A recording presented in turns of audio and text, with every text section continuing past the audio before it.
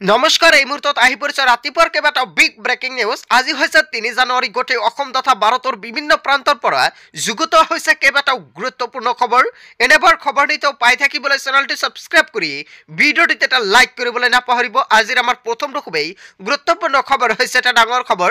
হাই বন্ধুবান্ধৱীসকল, দেশত নাটনি হোৱাৰ দিশে এইবাৰ পেট্ৰল আৰু ডিজেল আৰু নাপাব পাৰে ৰন্ধন গেছ। কিয়নো কেইবাটাও গুৰুত্বপূৰ্ণ খবৰ মুকলি হৈছে আজি। লগতে কেৱল এয়াই নহয়, অৰুণোদয়ৰ টকাও সোমাব 10 তাৰিখত। লগতে পিএম কিষাণৰ টকা 21 জানুৱাৰীত সোমাবৰ সম্ভাৱনা আছে। মোৰ অসমবাসী ৰাইজক জনাইছো ভাল খবৰ, কিয়নো দেশত বাহন চালকৰ প্ৰতিবাদত এইবাৰ হাহাকাৰ পৰিস্থিতিৰ সৃষ্টি হৈছে ৰাজ্যত। দেশৰ বিভিন্ন প্ৰান্তত নাটনি পেট্ৰল আৰু ডিজেলৰ, কিয়নো ৰন্ধন গেছৰ নাটনি দেশৰ বিভিন্ন প্ৰান্তত অৱশেষত দেখা দিছে।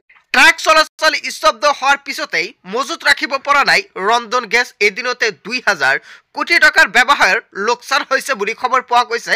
উত্তৰ প্ৰদেশত 60,000 ট্ৰাকৰ চলাচল বন্ধ কৰা হৈছে আৰু 4 চকীয়া বাহনত মাত্ৰ 5 লিটাৰহে তেল দিব পাৰিব চৰকাৰে।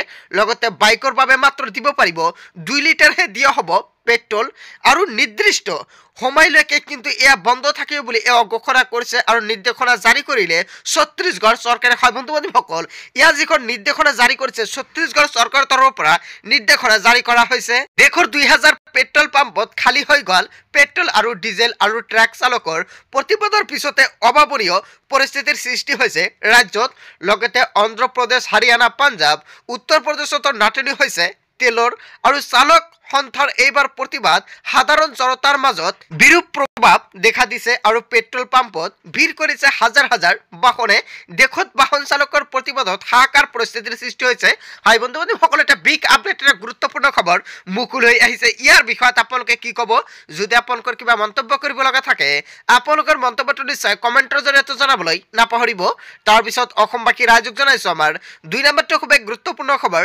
লগতে ডাঙৰ খবৰ, হাজাৰ হাজাৰ নিবনুৱা যুৱতীৰ বাবে এটা ভাল খবৰ। কিয়নো যদি আপুনি ভাবিছে এখন চাকৰি ল'ব, তেনে ক্ষেত্ৰত আপোনাৰ বাবে এটা ভাল খবৰ, কিয়নো আপোনাৰ জিলাত কেতিয়া হ'ব নিযুক্তি পৰীক্ষা এতিয়া আপুনি চাই লওক। এই মুহূৰ্তত অসমবাসী ৰাইজক জনাইছো বিগ ব্ৰেকিং নিউজ, কিয়নো ৰাজ্যৰ হাজাৰ হাজাৰ যুৱতীলৈ আহিল এটা ভাল খবৰ। কিয়নো 1000 যুৱতীক চাকৰি দিব টাটা গ্ৰুপে।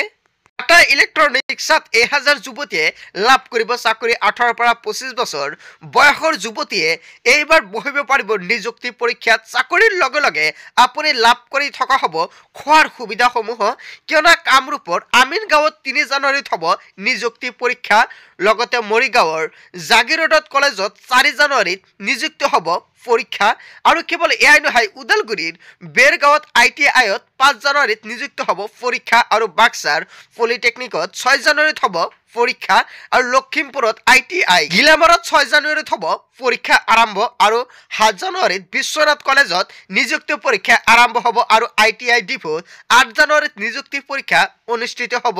হয় বন্ধুবান্ধৱীসকল, যদি আপুনি ভাবিছে ৰেজিষ্ট্ৰেশ্যন কৰিব, তেনে ক্ষেত্ৰত এতিয়া আপুনি ৰেজিষ্ট্ৰেশ্যন কৰক skill Assam NAPS skill mission assam.org।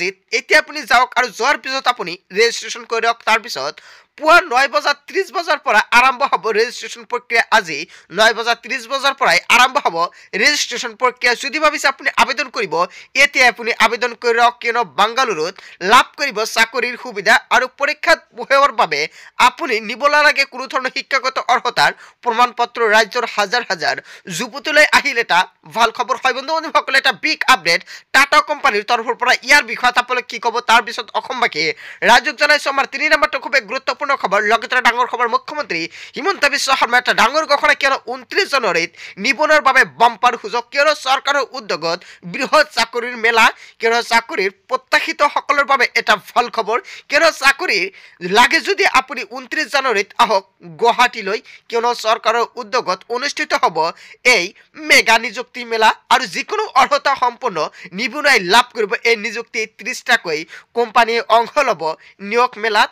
লগতে যদি আপুনি ভাবিছে নিবনুৱা, তেনে ক্ষেত্ৰত আপোনাৰ বাবে থাকিব কেৰিয়াৰ কাউন্সিলিঙৰ ব্যৱস্থা আৰু যোগ্যতা থকা হাজাৰ হাজাৰ নিবনুৱাই লাভ কৰিব এইবাৰ চাকৰি। হয় বন্ধুবান্ধৱীসকল, হিমন্ত বিশ্ব চৰকাৰৰ আন এটা ডাঙৰ ঘোষণা। ইয়াৰ বিষয়ত আপোনালোকে কি ক'ব?